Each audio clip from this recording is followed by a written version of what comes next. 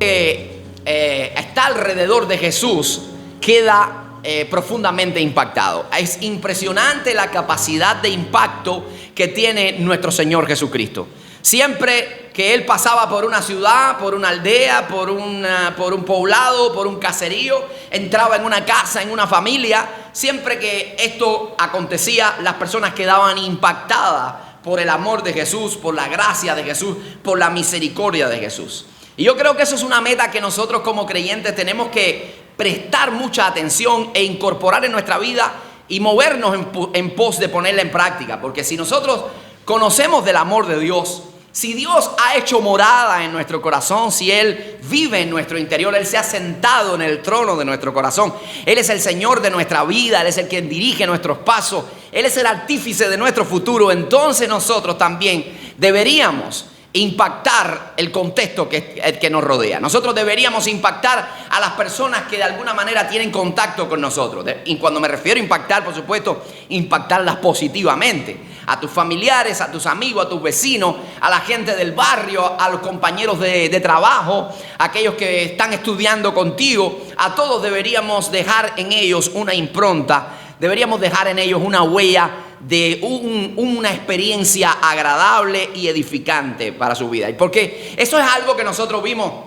continuamente en el Señor Jesucristo. Y este escenario que hoy nosotros tenemos delante, este texto que hoy nosotros tenemos delante, creo que es un texto que nos habla del impacto provocado por Jesús en una comunidad. Y no solamente en la persona de la viuda, sino que es una narración que forma parte de un todo. No podemos ver el caso de la viuda como algo aislado, sino que Jesús ha venido obrando. Y de hecho viene de una casa de un centurión donde él tenía un siervo enfermo. Y Dios obró de una manera extraordinaria, Jesús obró de una manera extraordinaria a tal punto que ese enfermo fue restablecida su salud, fue sanado inmediatamente. Así que el centurión fue impactado. Las personas que estaban allí fueron impactadas. Los que el centurión había mandado fueron impactados. La persona, el siervo que estaba enfermo, también su corazón fue impactado. Y ahora nos vemos que una viuda, las personas que formaban parte del cortejo fúnebre, el mismo cadáver que estaba allí, fue impactado por la gracia y el poder de nuestro Señor Jesucristo. Y es que Él tiene esa capacidad de impactar nuestras vidas. Continuamente, cada vez que nos relacionamos con Él, cada vez que nos exponemos a Dios, cada vez que nos exponemos a sus palabras, siempre somos impactados por su amor, ¿sí o no?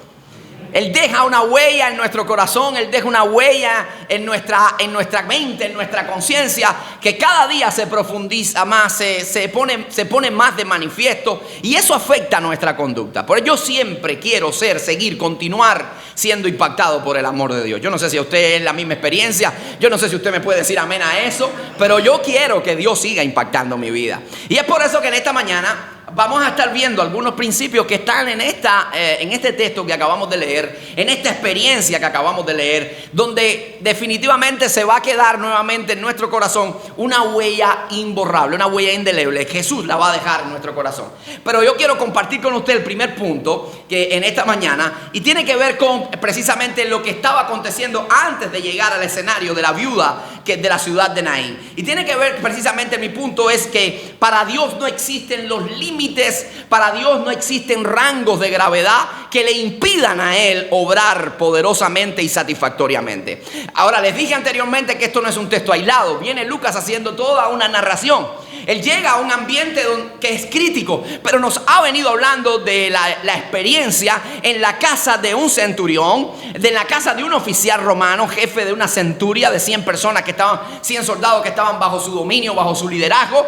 Y ese hombre tenía un siervo que estaba, dice Lucas, gravemente enfermo. Recuerden que Lucas era médico. Él está hablando con conocimiento de causa. Él tiene peso sus palabras, porque él está dando un diagnóstico certero. Dice, estaba gravemente enfermo. Así que él estaba enfermo, llega Jesús y le sana. Jesús hace una manifestación de su poder sobrenatural. Pero ahora continúa la narración y Lucas nos coloca en un ambiente donde hay una mayor gravedad. Sí, no se trata de una persona enferma como el siervo del centurión. Ahora es un hombre muerto. Ahora es una persona que ya murió. Es decir, que esta situación, este escenario es más complejo. Este escenario es más crítico. Jesús obró en un enfermo, pero ahora hay un muerto. Esta persona ya dejó de vivir. Esta persona dejó de respirar. Así que la situación se hace más compleja, se hace más tensa. La pregunta en esta mañana es la siguiente. Bueno, ¿será que esto es parte de la casualidad en la narración? ¿Será que esto está diseñado de esta manera? ¿O hay una intencionalidad del Espíritu Santo de Dios al dejarnos ver estas dos historias y que nosotros podamos ponerla podamos compararla, podamos ponerla en un análisis de cada una de ellas y la gravedad en cada una de ellas? Claro que hay una intención. Claro que Dios está queriendo dejarnos que nosotros pongamos en perspectiva estas dos historias, porque Él nos quiere comunicar algo. ¿Qué nos quiere decir Dios, amado? Nos quiere decir que para Él no hay rango de gravedad. Para Él no hay complejidad que Él no pueda sobrepasar. Para Él no hay nada que sea difícil. Dios lo mismo puede alimentar a una multitud con panes y peces que puede levantar a un paralítico. Dios puede hacer que una multitud de peces se metan en una red a la hora inapropiada del día, que no es la precisa para pescar, como que también puede llamar a un muerto de hace 4 días en una tumba y decirle: Lázaro, ven fuera. Dios no tiene problema con eso. A Dios no le asustan los problemas, y Él no está evaluando: este es un problema más grave, este no es tan grave y este es un estado crítico. Para Dios todo es igual y Él tiene poder para obrar en cualquier circunstancia. ¿Cuántos dicen amén a eso? Aleluya.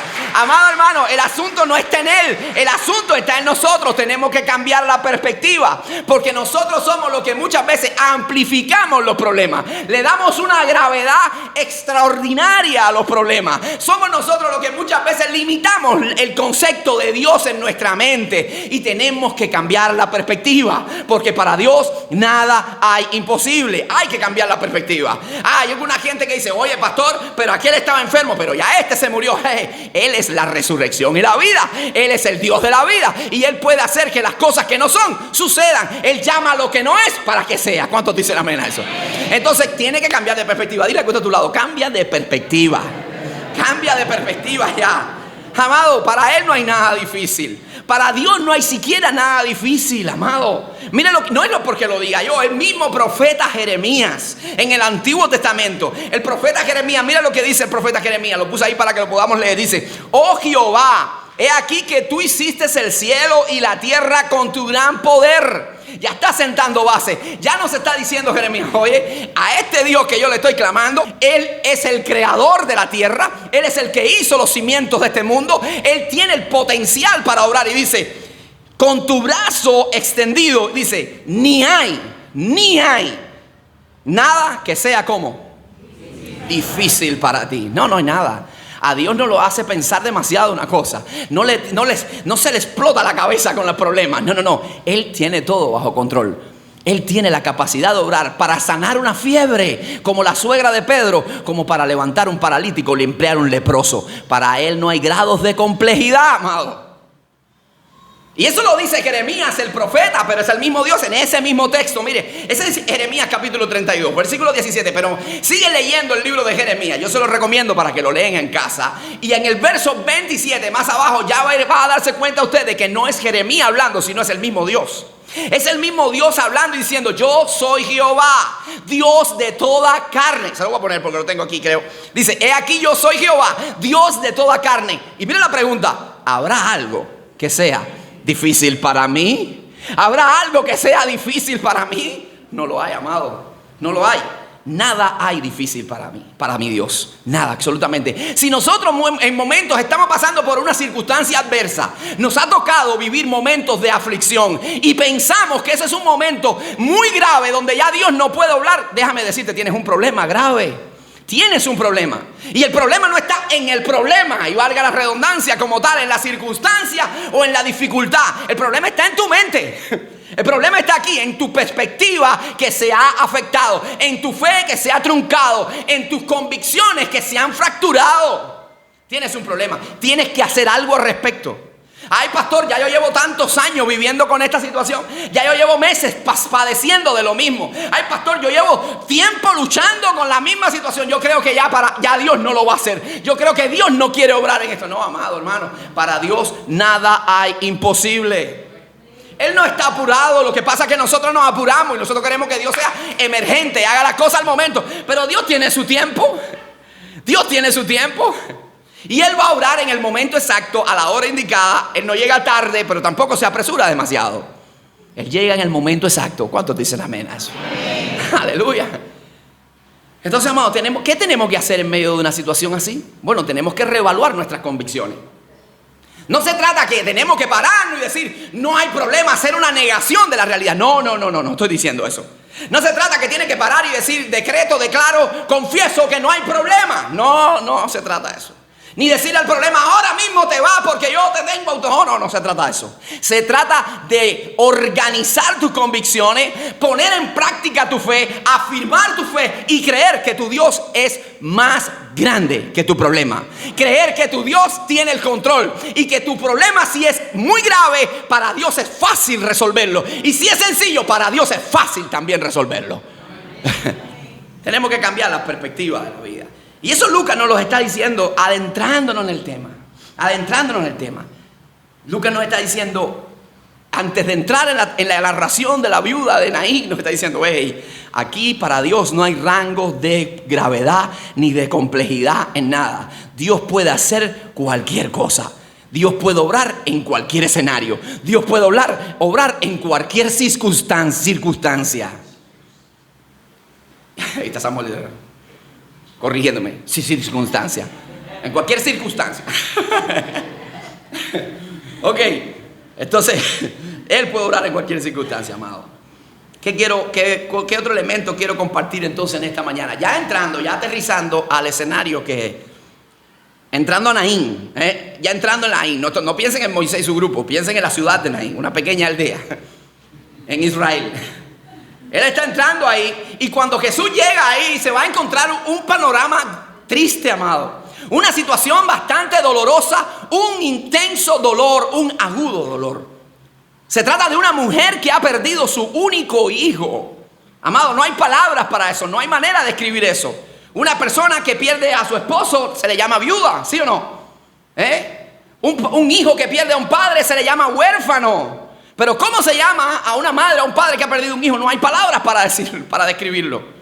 Esta mujer ha perdido su único hijo. Ella perdió a su esposo anteriormente, era una viuda. Así que ahora pierde a su único hijo. Esta mujer no solamente el contexto de la tristeza que le invadía su mente y su corazón, sino que ahora el futuro para ella era gris.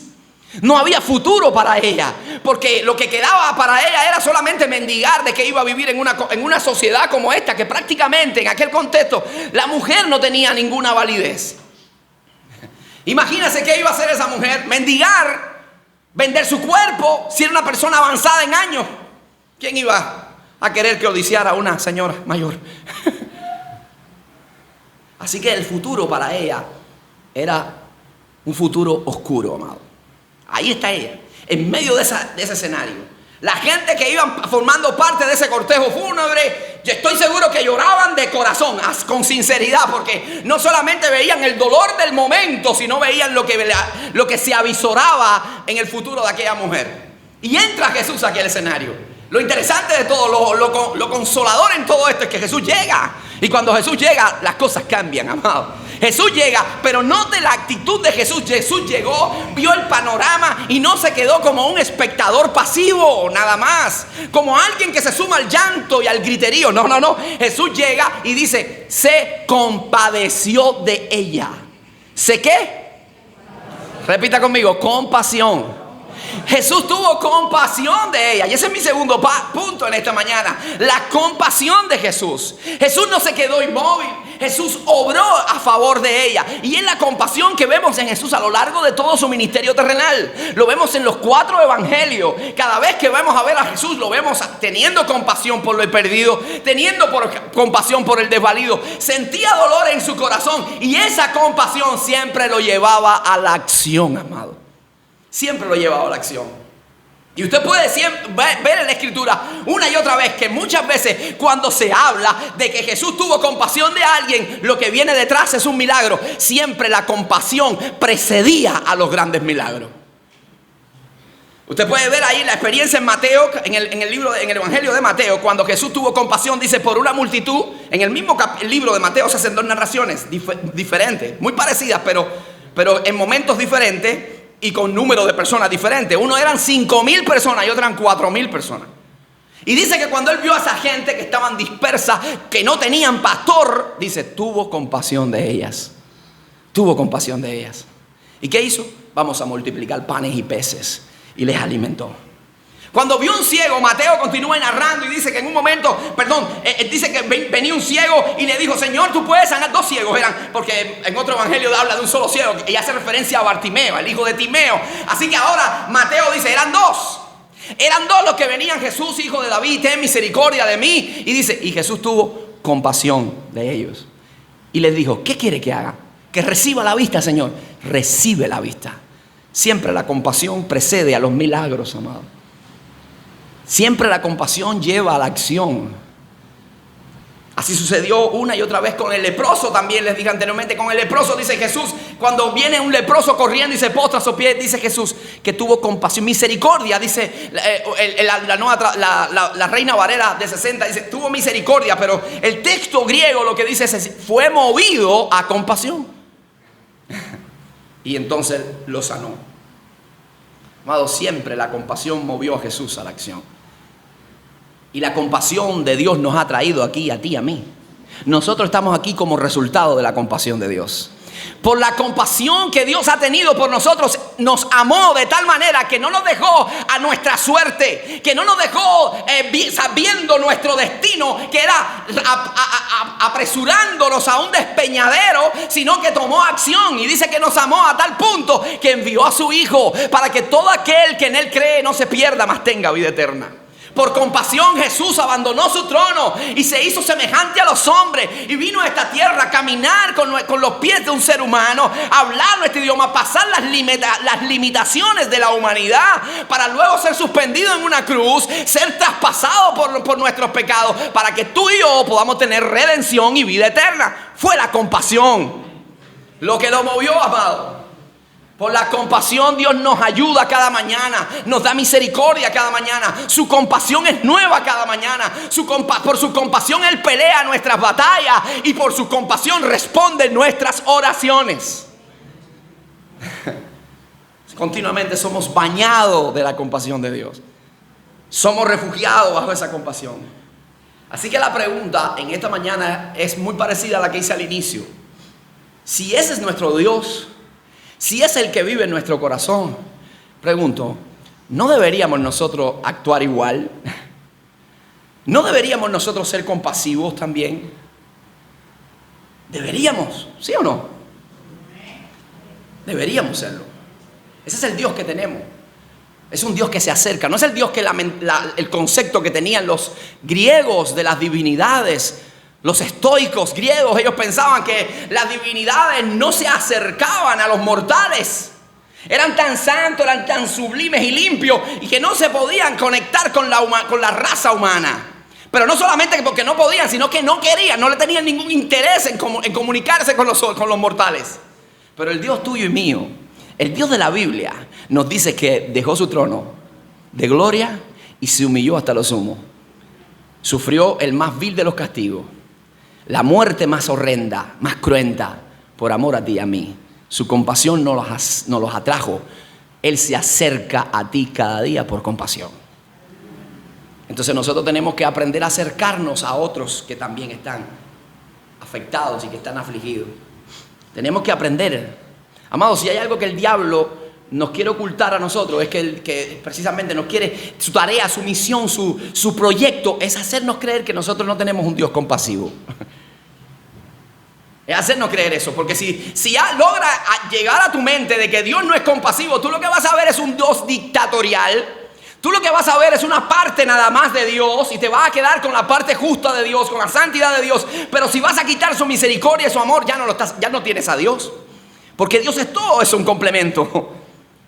Entonces cuando nosotros obviamos ese principio de que Él es compasivo, vamos a estar muriendo en nuestra propia conmiseración. Y vamos a ser los hombres más dignos de lástima de la historia. Nos vamos a consumir por dentro. Y necesitamos afianzar esta verdad en nuestro corazón. Dios es misericordioso, Dios tiene compasión de nosotros, por eso te levanta, por eso te ayuda, por eso te suple, por eso te sustenta, por eso te ama, por eso se acerca a ti y por eso cada día pelea tus batallas. ¿Cuántos dicen amén a eso? Entonces, amados, es nuestra misión ser también compasivos. Si hay otro que necesita de ti, tú tienes que estar ahí. Si hay alguien que necesita una orientación, tú tienes que estar ahí. Porque tú estás conectado al Dios de la gracia. Tú estás conectado al Dios compasivo. Pues tienes que tener compasión. Porque somos imitadores de Dios como hijos amados. Entonces, por eso predicamos. Por eso oramos por los enfermos. Por eso estamos ahí cuando alguien necesita. ¿Por qué? Porque no es por nosotros, sino porque Él nos ha enseñado, nos ha dejado sus huellas. Nos ha dejado sus pisadas. Entonces tenemos que ser compasivos. ¿Cuántos quieren ser compasivos? Amén. Ahora, una compasión real. No es una compasión, una pseudo compasión, una compasión de vidriera, porque hay gente que le gusta eso. La compasión de vidriera, para que todo el mundo lo vea, para que todo el mundo lo aplauda, para que la gente lo elogie. No se trata de esa compasión.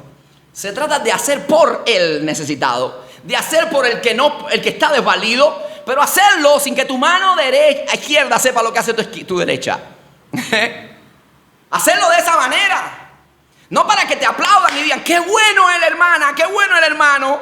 ¡Uy, qué bárbaro, qué corazón! No. Hazlo donde nadie te ve, porque a ti no te importa que la gente te vea, a ti te importa que Dios te vea. Amén. ¿Cuántos dicen amén a eso? Entonces no es la compasión de vidriera, de sticker, de publicar. No. Es la compasión que nace del alma. ¿Para qué? Para bendecir a otra gente. Para que otros vean el amor de Dios en ti. Y para que el nombre de Jehová sea exaltado por siempre. Hácelo a gente que no te pueden devolver el favor.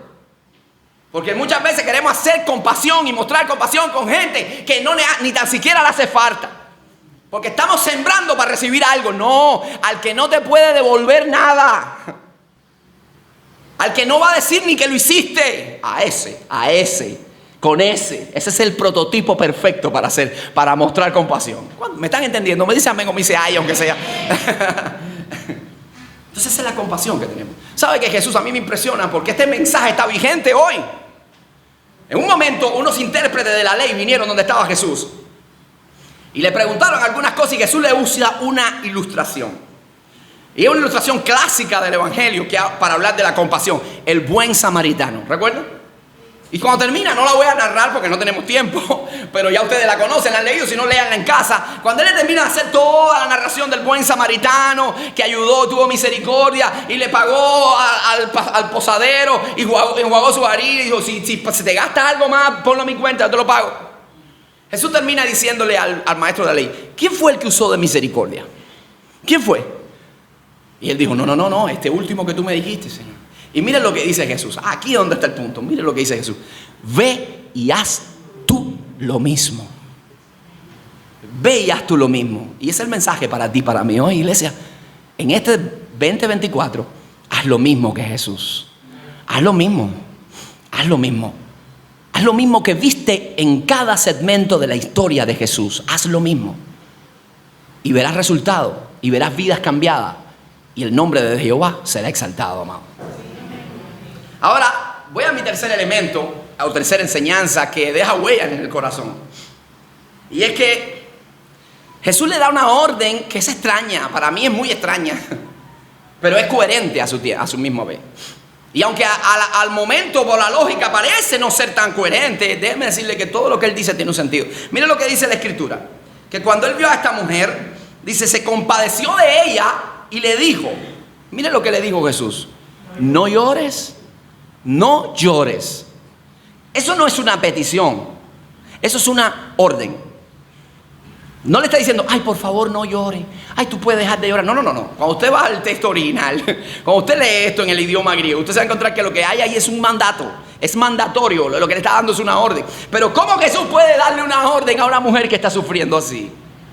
Este mandato está extraño, ¿sí o no? ¿No le parece extraño? No llores. Pero ¿cómo no va a llorar Jesús si ha perdido a su hijo? ¿Cómo no va a llorar si no tiene futuro? ¿Cómo no va a llorar si se ha quedado sola en esta vida? ¿Cómo no va a llorar? Y es que hay veces, mira amado, todas las palabras que Dios habla tienen un propósito y tienen una intención. Dios no gasta saliva por gusto.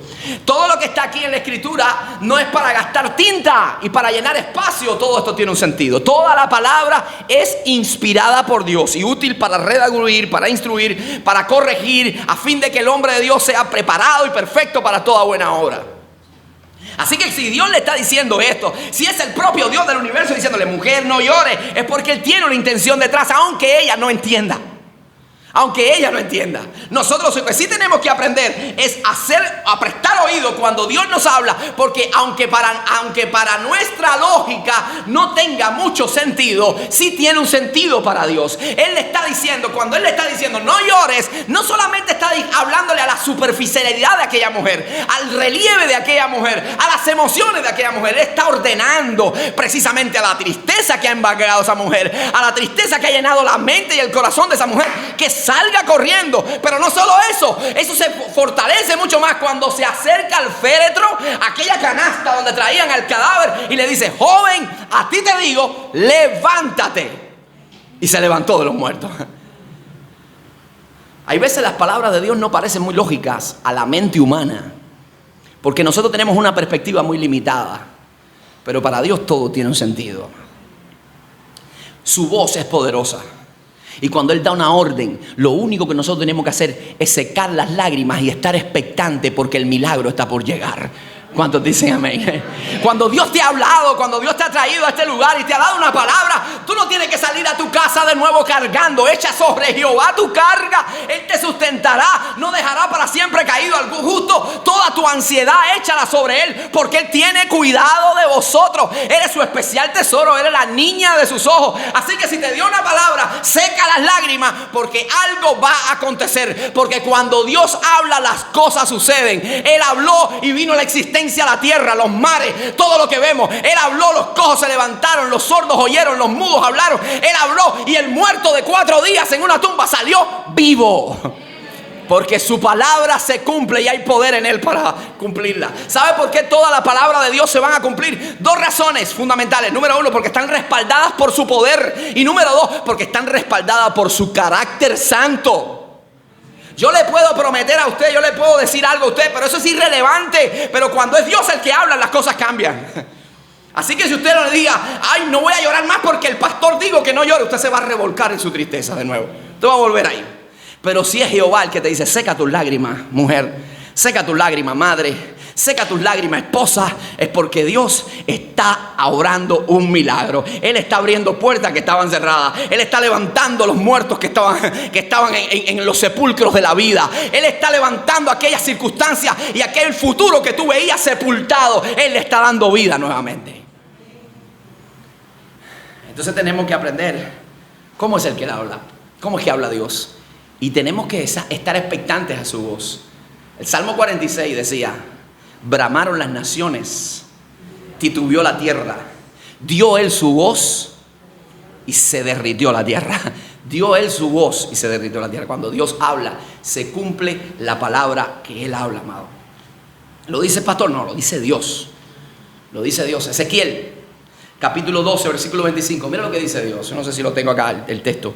No lo tengo acá, pero le voy a decir lo que dice Ezequiel, capítulo 12, versículo 25. Dice, porque yo Jehová hablaré y se cumplirá la palabra que yo hable.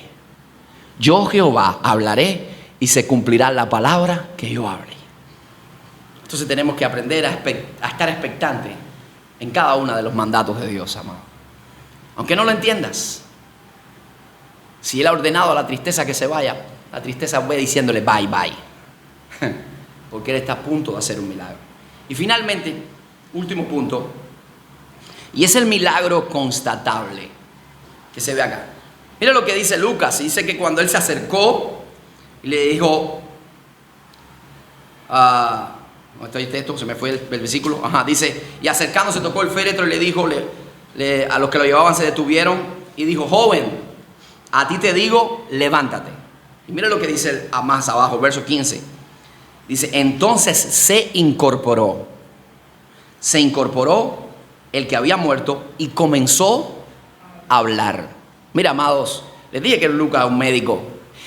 esto que estamos nosotros viendo acá no es un reporte clínico nada más. Él no está diciendo él no está registrando en una historia clínica lo que estaba aconteciendo aquí. Él estaba dando mucho más allá de eso. Él está declarando una verdad espiritual.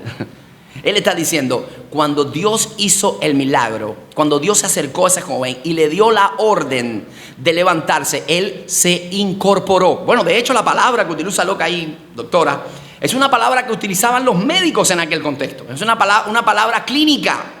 Y esa palabra significa, cuando dice que se incorporó, esa palabra se usaba en el ambiente médico para decir que el paciente se había incorporado completamente, se había sanado completamente. Su diagnóstico ya estaba fuera de peligro. Así que Lucas está diciendo, no, esto no es solo esto, sino que lo que quiero dejar es una verdad detrás de eso. Es que cuando Dios obra un milagro, el milagro de Dios es constatable. El milagro de Dios se puede corroborar. La gente puede ver que hubo un cambio, porque la persona que estaba muerta comienza a hablar. El que no podía caminar, camina. El que no tenía futuro, tiene futuro. El que no tenía propósito de vida, ahora tiene propósito de vida. El que tenía una vida desastrosa, ahora su vida es diferente. Es un milagro que se puede ver. Así es Dios, amado. Cuando Dios obra un milagro, la gente puede verlo. Se puede constatar ese milagro. Cuando fue y levantó a Lázaro de los muertos, dice, le dio una orden y le dijo, desatadle y dejarle ir. Comprueben que está vivo. Cuando levantó a la hija de Jairo, que también había muerto, le dijo, denle de comer, porque ningún muerto hasta ahora come. Denle de comer para que vean que está viva. Cuando Dios hace algo, es comprobable. Todo el mundo puede verlo. Todo el mundo puede verlo. Todos pueden verlo, el milagro de Dios.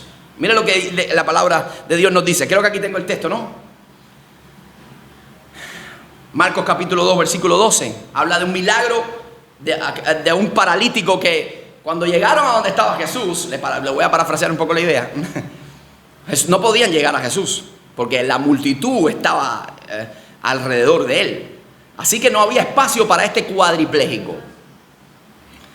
Y cuando lo vieron, los amigos que lo traían, imagínense en una camilla, dijeron, pero no hay lugar, esto está lleno. Está lleno, no hay forma de entrar. ¿Cómo vamos a llevar a nuestro amigo? Y se nos ocurrió una idea brillante. Subieron al techo de la habitación donde estaba Jesús. Rompieron el techo, rompieron las tejas, quitaron todo el zinc de allá del rastro. Quitaron el zinc, los puzzles, Mayoki, ¡ay, no rompan eso que no hay! Y bajaron allí al enfermo. Y Jesús le dijo, wow, qué fe, tremenda fe. Tu fe te ha sanado. Pero mira lo que pasa, mira lo que pasa. Entonces él se levantó enseguida y tomando su lecho salió delante de todos. ¿De dónde salió? Todo el mundo pudo ver que ese era el paralítico que ahora caminaba, que ese era el que estaba cuadripléjico y ahora su vida tomó un giro radical. De manera que todos se asombraron y glorificaban a Dios diciendo, nunca hemos visto tal cosa. Cuando Dios hace algo, amado, la gente termina haciendo esto mismo, diciendo, no sé cómo pasó, no sé qué pasó en la iglesia. Desde que está yendo es otra persona. Desde que camina con el Señor, desde que tiene la Biblia esa debajo del brazo, no sé, pero es otra persona. Antes cojeaba, ahora camina. Antes era un cadáver, ahora respira. Y tenemos otra historia, Cojo la Hermosa. El cojo la hermosa, cuando también Pedro y Juan se acercan y le dice, dame algo por favor, que tengo una limosna para comer. Dice que le dijo, no tengo oro, no tengo plata, pero lo que tengo te doy en el nombre de Jesús, levántate y anda. E inmediatamente le tomaron de la mano, lo levantaron, se afirmaron sus tobillos y sus pies y salió alabando y adorando a Dios. Dice, y todo el pueblo le vio andar y alabar a Dios y reconocían que era el que se había sentado, se sentaba a pedir limosna en la puerta del templo la hermosa. Amado, cuando Dios hace un milagro, todo el mundo está consciente de eso, está convencido de eso. Lo triste es que hay mucha gente que dicen que Dios hizo un milagro, que Dios los levantó de la misma muerte, espiritualmente hablando, y todavía tienen hedor a cadáver, amado. Todavía siguen siendo el mismo iracundo. Dicen que Dios lo levantó y sigue siendo el mismo envidioso, contencioso, chanchullero y problemático. Siguen siendo. Amado, el milagro de Dios es corroborable. La gente lo puede ver. La gente puede ver el milagro de Dios. es que tú no tienes ni que darle propaganda al milagro. La gente sola va a hablar de ti. La gente sola va a ver. Cuando Jesús hablaba acerca de los lobos rapaces que vendrían después de que Él se fuera, y vendrían para engañar al rebaño con falsas doctrinas y demás, Jesús le está hablando de ellos a los discípulos y le dice una frase interesante. Le dice: pero por sus frutos los conoceréis. Tú vas a conocer la gente por el fruto que da, no por lo que dice, por lo que vive, no por lo que proclama. Hay gente que puede hablar muy lindo, pero por dentro son sepulcros llenos de putrefacción, amado. Hay gente que te puede decir que son aparentar, y como dice la Escritura, alábete el extraño y no tu propia lengua. Dice Proverbistas. Entonces cuando Dios hizo un milagro, solamente tienes que vivir y dejar que el tiempo corra, que el tiempo pase, y el tiempo y Dios van a demostrar que el milagro que pasó en ti fue genuino, no fue un truco, no fue falso, sino que hay un cambio auténtico, hay un cambio real. Dios transformó tu vida, amado. Y eso tiene un impacto tan pero tan grande, porque es una muestra del poder de Dios. Es un poder que impacta no solo al que es cambiado, sino que el que es cambiado comienza a impactar a los que lo rodean. Y se lo voy a demostrar con la palabra de Dios. Juan capítulo 11 está hablando de la narración, está haciendo la narración de la resurrección de Lázaro. Y dice, hay un pasaje después que Lázaro es levantado de los muertos y todo. Dice: y todos los que venían a consolar a Marta. Mira el texto, mira el detalle que dice Juan. Dice: y todos los que habían venido para consolar a Marta, cuando vieron lo que Jesús hizo, terminaron creyendo en Jesús. Terminaron creyendo en Jesús. Pero no solo, sigue el capítulo 12 y todavía en el capítulo 12 de Juan se sigue hablando de Lázaro, para que usted vea que cuando hay un milagro auténtico, amado, eso el tiempo no lo borra. Eso sigue dando que hacer, eso sigue trayendo fruto. Pasan los años y sigue dando fruto. Pasan el tiempo y sigue cosechando beneficio y resultado. Dice: gran multitud de judíos, dice, de los judíos que supieron entonces que Él estaba allí, vinieron. Y no solamente a causa de Jesús, note esto, dice, vinieron no solamente a causa de Jesús, sino también para ver a Lázaro. Para ver a Lázaro. Dice: a quien había resucitado de los muertos. Pero los principales sacerdotes acordaron dar muerte también a Lázaro. Hay veces cuando Dios te sana y te levanta, a eso no le va a gustar a todo el mundo. Porque hay gente que daría un ojo por verte a ti tuerto también. Hay gente que daría la vida por que tú sigas en el mismo fango, porque tú sigas revolcándote en la misma miseria. Y dice: y buscaron matar a Lázaro. Pero mire por qué. Porque por causa de él, muchos de los judíos se apartaban del judaísmo y creían en Jesús. Cuando hay un milagro, el milagro es 100% evangelístico, amado. Tú predicas con tus espaldas. Tú predicas con tus acciones. Cuando la gente te ve, dice: ¿qué pasó ahí? ¿Qué sucedió ahí? Y aunque no puedan dar explicación, dice: pero como aquel hombre, y quizás tú mismo puedas dar explicación, quizás tú mismo no puedas decir: mira, yo no sé, yo no te puedo dar una argumentación teológica de todo lo que pasó en mí, pero yo te puedo decir una cosa, simple cosa, lo mismo que dijo un ciego cuando Jesús lo sanó. Le dijo: una cosa yo sé, es que antes yo era ciego y ahora veo. Ahora veo. No sé, pero eso va a hacer que muchas personas de tu familia, de tu barrio, de tu trabajo, terminen creyendo en la grandeza de Dios cuando ven el cambio en ti. Así que tenemos que ser muy responsables, porque tenemos un gran peso de reto sobre nuestros hombros, amado. No es solo hablar de Jesús, sino vivir la vida que Jesús vivió. Es dar ejemplo de Jesús. Y que el poder que ha impactado nuestras vidas, la gente lo pueda ver y termine refugiándose bajo ese poder que también les puede cambiar a ellos, amados. Estamos comprometidos este año en ser imitadores de Jesús, en caminar bajo su gracia, siguiendo sus coordenadas. Estamos comprometidos este año a ser parte del programa de Dios. Es mi pregunta: ¿puede Dios hacerlo? Sí. ¿Estás dispuesto tú? ¿Sí o no? ¿Alguien me puede decir amén? Si está dispuesto. Entonces póngase de pie y vamos a orar. Póngase de pie, vamos a orar y vamos a pedirle a Dios que nos sostenga, nos guarde y nos ayude a hacer la clase de siervo, de obrero que Él quiere en su mies, en su obra.